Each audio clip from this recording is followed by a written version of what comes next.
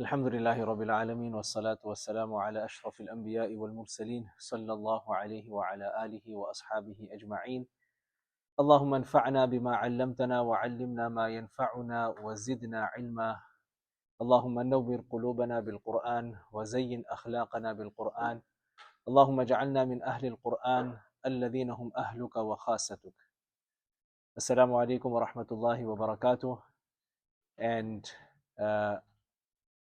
we continue with our tafsir of Surah Yusuf.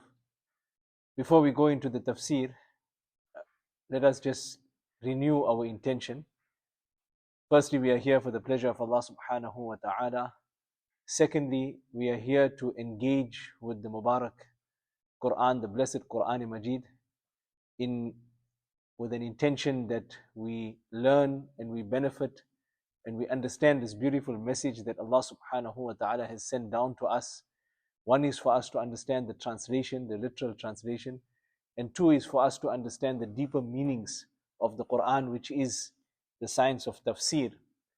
And of course, these are blessed gatherings, that gathering wherein the remembrance of Allah subhanahu wa ta'ala takes place. The angels encircle that gathering, and at the end of that gathering, they address, and Allah subhanahu wa ta'ala tells the angels, that tell the people that are seated here, قُومُوا مَغْفُورًا لَكُمْ, let these people stand up in a condition that all of their sins have been forgiven. Rasulullah sallallahu alaihi wasallam also says, خَيْرُكُمْ مَنْ تَعَلَّمَ الْقُرْآنَ وَعَلَّمَهُ, the best of you are those who study the Quran and they teach it. So this is the objective of these sessions. We had commenced the tafsir of Surah Yusuf, and for those that have joined today for the first time, the recordings are available. So you can go and access the recordings. Many other surahs have been completed previously, and this year we commenced with Surah Yusuf, and we had got to the point where the brothers of Yusuf alayhi salam had thrown Yusuf alayhi salam into the well, and Allah subhanahu wa ta'ala had divinely protected him. Allah subhanahu wa ta'ala had sent Jibreel alayhi salam down to protect him from falling into the well and to allow him to take refuge in a safe place within the well. And then the brothers took the shirt back to Yaqub alayhi salam, and we had stopped at that point. Yaqub alayhi salam, he said something profound, and this statement that he makes here, we will find it coming again the second time, when he sends his sons again to Egypt and they return without the other young son, Binyamin. He makes the same statement, قَالَ بَلْ سَوَّلَتْ لَكُمْ أَنفُسُكُمْ أَمْرًا, rather your inner desires have seduced you to do something. Your nafs has prompted you to do something that is incorrect. So in this particular case, Mufassirin have extracted a very fine point, that in this case, he was correct. He was right. The brothers had an alternate agenda. They had a sinister agenda, and they were actually lying. And Yaqub alayhi salam was aware that there was this sinister plot that was at play. But the second time, when they return without Binyamin, that was not of their own doing. And we'll come to the whole story, etc., as to how it happened. But that was totally not of their own doing. Yet Yaqub alayhi salam, he made the same statement. So the Mufassirin, they raised this point that Yaqub alayhi salam had made both of these comments based on his opinion. The first of them turned out to be true, but the second was not to be true. And therefore, Imam Qurtubi mentions that it is possible that there can be an error of opinion that is committed by the highest of the high. This particular issue is not a matter that is clear in terms of the Sharia, etc. This is an opinion, and it is possible for every man or woman to make an opinion that is incorrect. Therefore, Imam Qurtubi mentions that every person should take his or her opinion as suspect and should not become so rigid about it as to not be ready to listen or entertain what others have to say.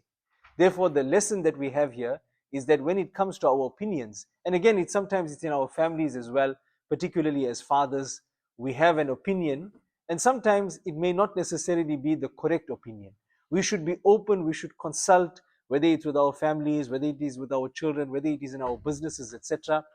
We can consult with others and take the opinions of others. This was from amongst the sunnats of Rasulullah sallallahu alaihi wasallam. وَأَمْرُهُمْ شُورَى بَيْنَهُمْ. Allah subhanahu wa ta'ala commanded him that you should consult the Sahaba radiallahu anhum. Although he was the Nabi, although he was وَمَا يَنْتِقُ عَنِ الْهَوَىٰ, Rasulullah sallallahu alaihi wasallam would not speak except that there would be divine inspiration that would be given to him. But despite that, Allah subhanahu wa ta'ala encourages that, oh my Nabi, you should consult with your Sahaba, take their opinions, listen to what they have to say, make mashwara with them, and therefore we should also try and bring that into our lives. Now we come to the incident or the situation where Yusuf alayhi salam is picked up. Allah subhanahu wa ta'ala says, وَجَاءَتْ سَيَّارَةٌ, that a sayyara, a caravan of people came. And when they came, فَأَرْسَلُوا وَارِدَهُمْ, they sent their warid. They sent what we will call the water drawer, somebody who would draw out water. In fact, the warid here in a caravan is the vanguard. It is one or two or group of individuals that have been appointed to go ahead of the caravan, and they will go and they will look for water, etc. And they are responsible for taking care of the needs of the caravan, one of which is, of course, water. فَأَدْلَى دَلْوَى, so they lowered their water bucket into the well with the intention of drawing water. Now, this particular caravan had actually lost its course. It was traveling from Syria to Egypt, and through divine intervention, it had lost its course and it actually came onto this particular route. They now saw this deserted well and they decided to go and take out the water. So a very important lesson that we draw from here is that there is no chance or accident in divine arrangements. There is no such thing as simply a coincidence. Many times we say, there was just by coincidence or perchance this happened.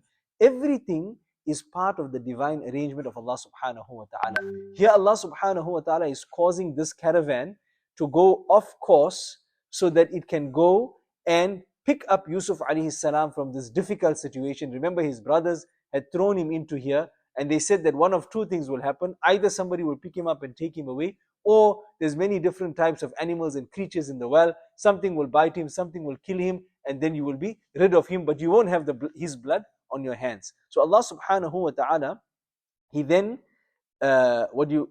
sends this particular caravan, and look at the trajectory of Yusuf alayhi salam's life. That from here, his whole journey begins, and Allah subhanahu wa ta'ala protects him. Therefore, many times, some things happen in our lives, and we can't understand why or how it has happened. This is part of the divine plan of Allah subhanahu wa ta'ala. فَعَالٌ لِمَا يُرِيد. He is the one who does what He intends. His wisdom works in unimaginable ways. When He creates conditions and circumstances which do not seem to synchronize with the obvious sequence of events. When this happens, one fails to comprehend the reality and takes what he does not understand as something accidental. I was reading a beautiful incident last night written by Hazrat Mufti Muhammad Taqi Uthmani, Damat Barakatuhu, and he mentions that in the 1980s, in 1987, he traveled for the first time to Bahrain. And when he was in Bahrain, he went for a Sharia meeting, and he had been dropped off to the airport in the evening. And when he was dropped off at the airport, actually prior to that, the night before, he had accompanied his host, Sheikh Yusuf al-Qaradawi, who was a very great sheikh in the Middle East. He passed away recently, over 90 years of age.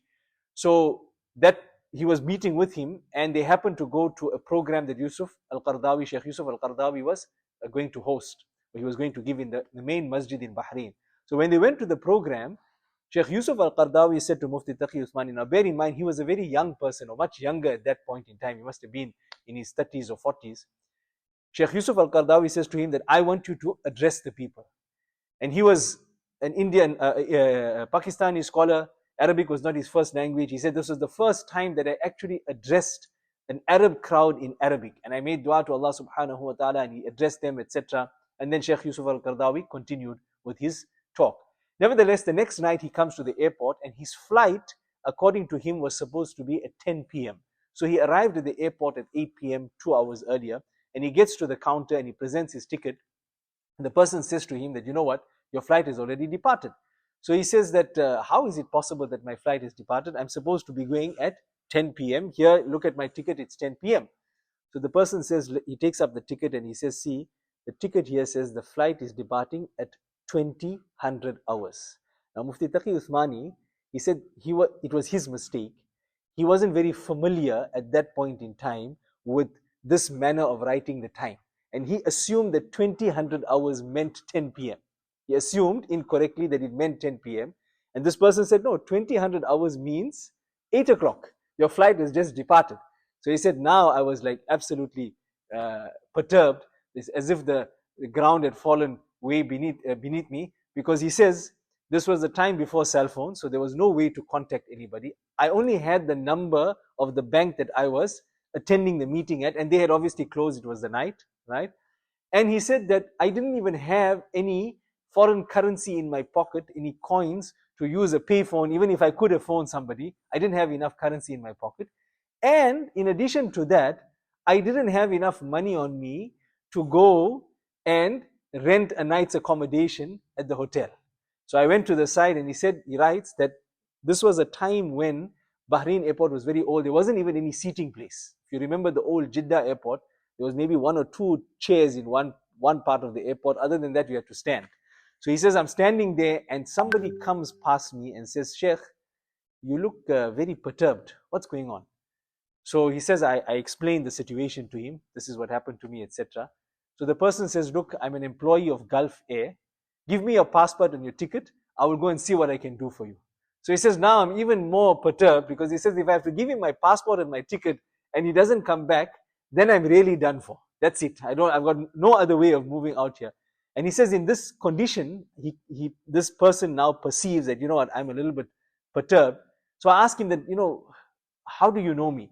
So he says, no, weren't you the sheikh that gave the talk last night in that masjid? So he said, yeah, that was me. So he said, no, I came for that talk. I was there. I recognized you. That's why I'm seeing you here, that you're perturbed. I'm asking you, what's the issue?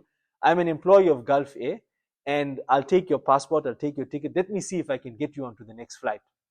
So he goes. After a little while, he comes back and he says, you know what? I've gotten you onto the next flight. Don't worry. And he assisted him and he gave him some hospitality, etc., until he departed on his flight. And Mufti Sahib writes, he says, look at this here. It's no coincidence that I was asked to speak in that program the night before. I was not scheduled to speak, but I was asked to speak, even though Arabic is not my first language, number one. Number two, Allah subhanahu wa ta'ala made it such that this particular individual happened to attend that talk last night at this very time. Tonight he's at work, last night he was available. And then he actually saw me and he saw my condition. All of this was part of the divine arrangement of Allah subhanahu wa ta'ala. So this was what Allah subhanahu wa ta'ala created for Yusuf alayhi salam, and it's a lesson for us that many times things happen. Sometimes you are driving to your destination and absent-mindedly you take the wrong turn, or you go through a different route. Maybe sometimes it's a longer route, a route that has got more traffic, and immediately you think to yourselves that, you know what, I should have taken the other route, and you get a little bit perturbed.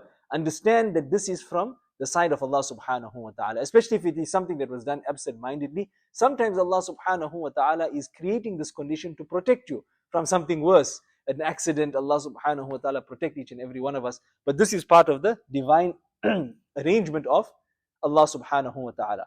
So now this person, this Warid, he comes, his name comes in the books of Tafseer was Malik bin Du'bar. He reaches this well, he lowers his bucket. Yusuf alayhi salam sees this bucket coming down. He realizes this is divine assistance.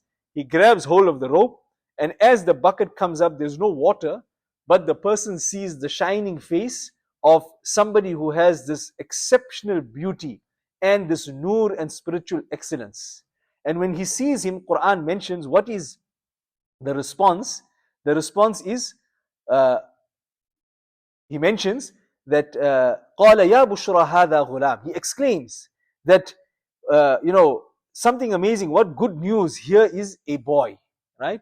In fact, the beauty of Yusuf alayhi salam is such that Rasulullah sallallahu alayhi wasallam mentions that when he went up for Mi'raj and he met Yusuf alayhi salam, he said that half of the world's beauty was given to Yusuf alayhi salam. That is how handsome and beautiful he was. And you can imagine, he's a little boy of 7 years of age, how beautiful, how handsome he was. And later on, we will see the incident with Zulaykha, with the wife of the finance minister of Egypt, and the ladies that come out and cut their hands.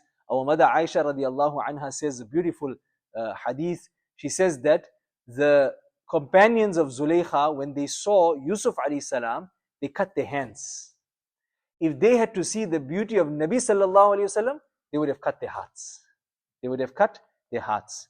So he mentions that Ya Bushra hadha ghulam wa asarruhu bida'ah, and they kept him hidden as merchandise. They kept him hidden as merchandise. Now there are two opinions about who is Allah subhanahu wa ta'ala referring to.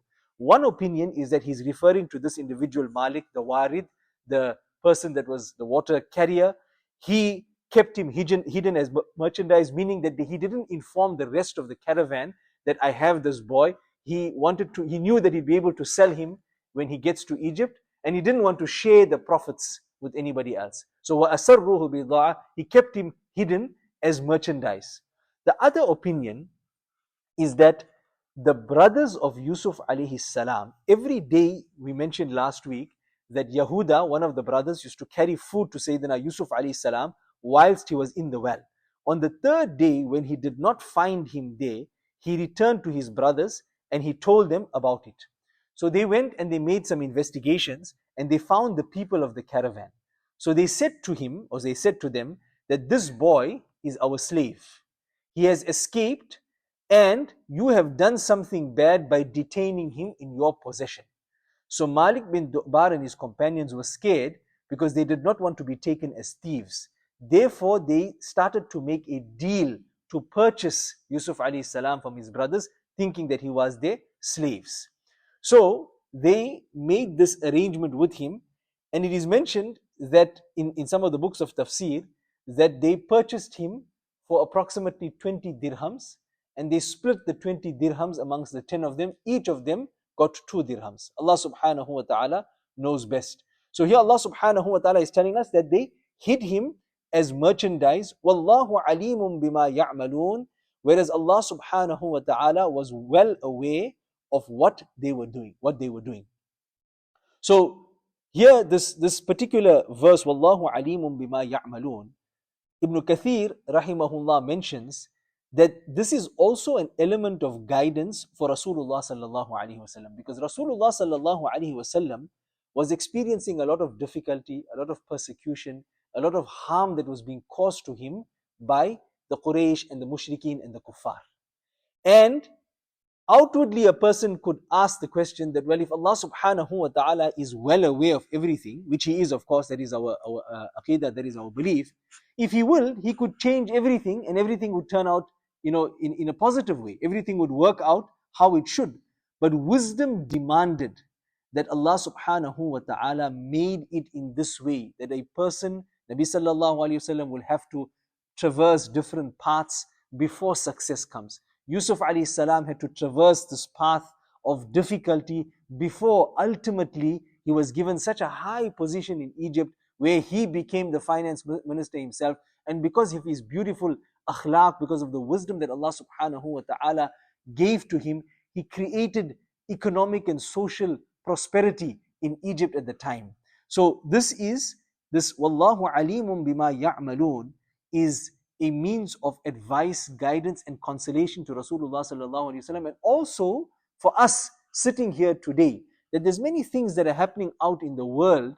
We should never for 1 minute think that Allah subhanahu wa ta'ala is unaware.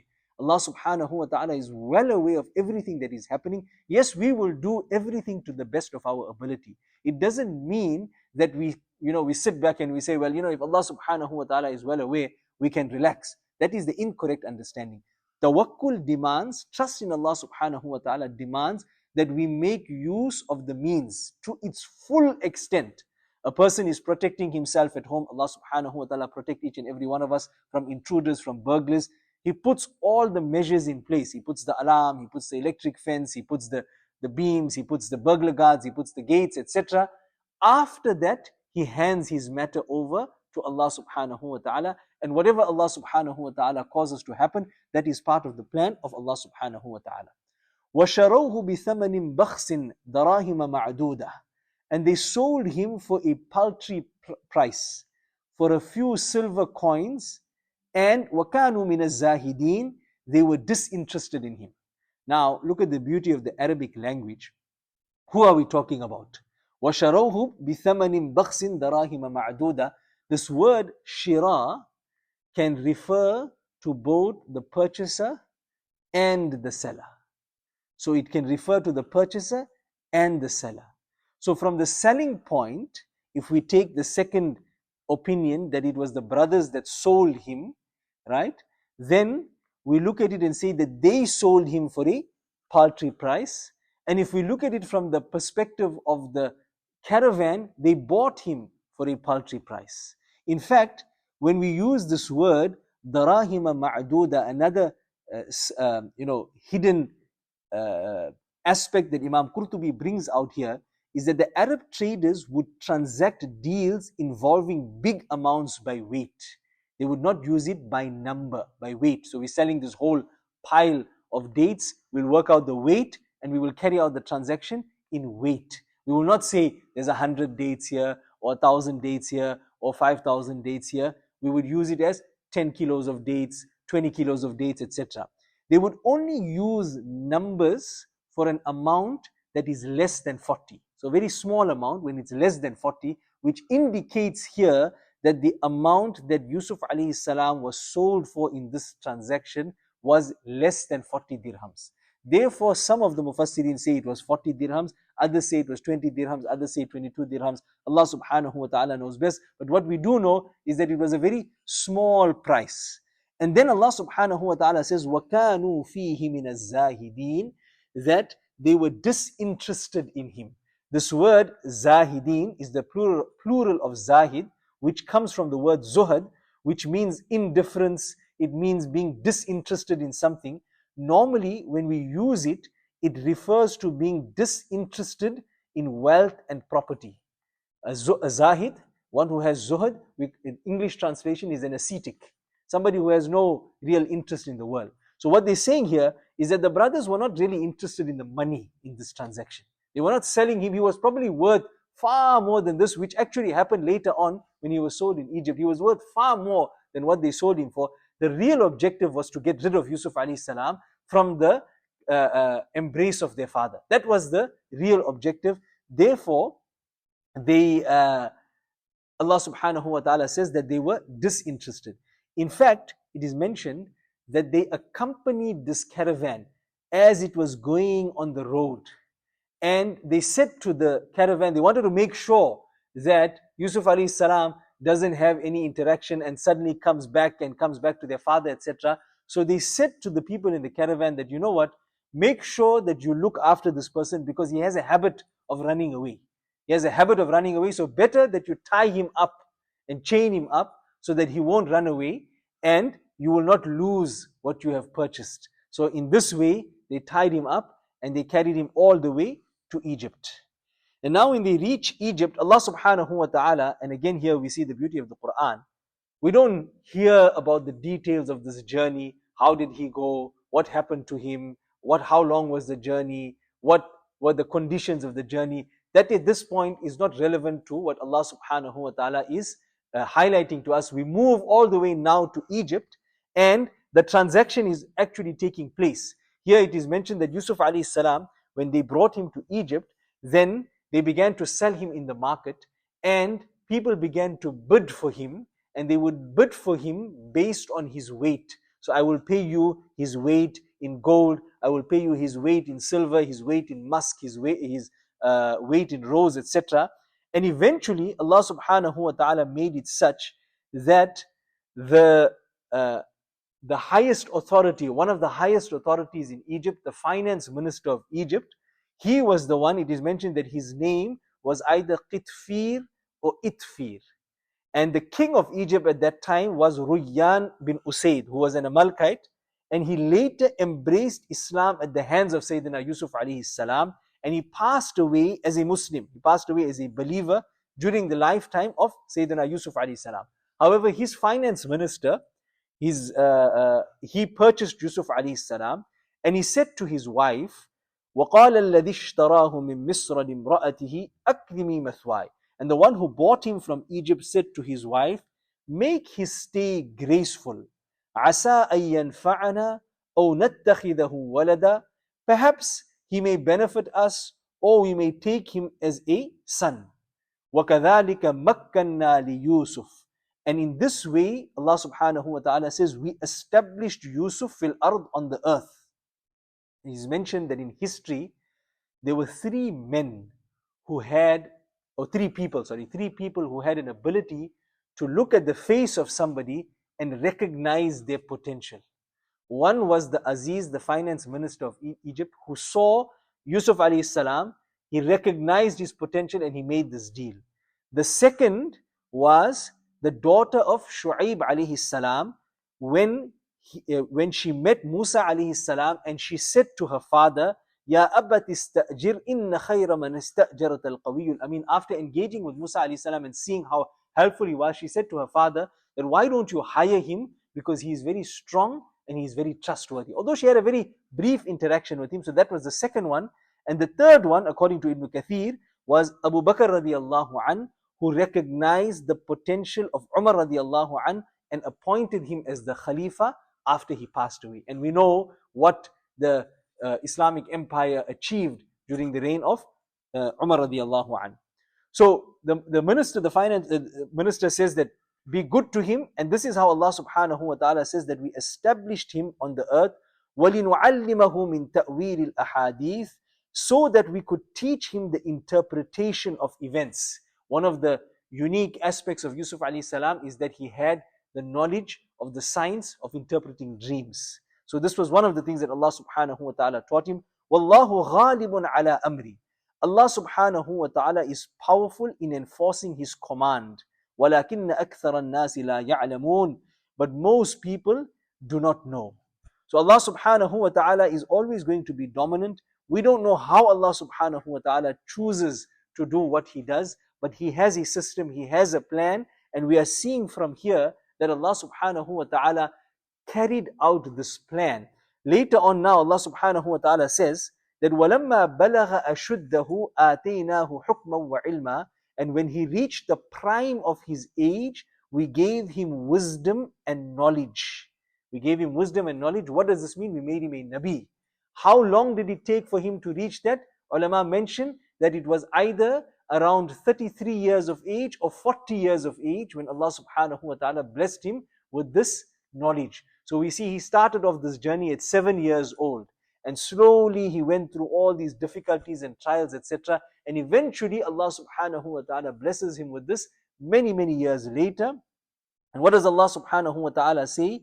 He says that وَكَذَلِكَ نَجْزِي الْمُحْسِنِينَ. In this way do we reward those who are good in their deeds.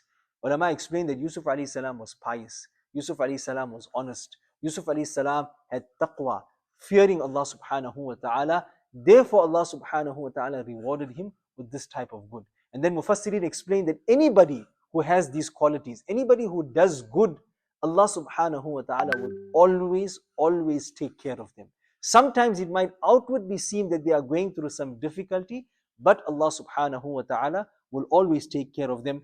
Inshallah, we'll continue with the next incident when Yusuf alayhi salam is now seduced by Zulaykha, by the wife of the finance minister of Egypt, in the next session. May Allah subhanahu wa ta'ala give us the correct understanding. May Allah subhanahu wa ta'ala allow us to draw from the many lessons that are there before us in the Quran Majid. When we read the Quran, when we read the translation of the Quran, one is to understand the message of Allah subhanahu wa ta'ala, but the other is to relate it to our own lives and to draw inspiration from that for us to become better human beings. Wa akhiru da'wana anil hamdulillahi rabbil alameen. Subhana rabbika rabbil izzati amma yasifun. Wa salamun ala al-mursaleen. Walhamdulillahi rabbil alameen.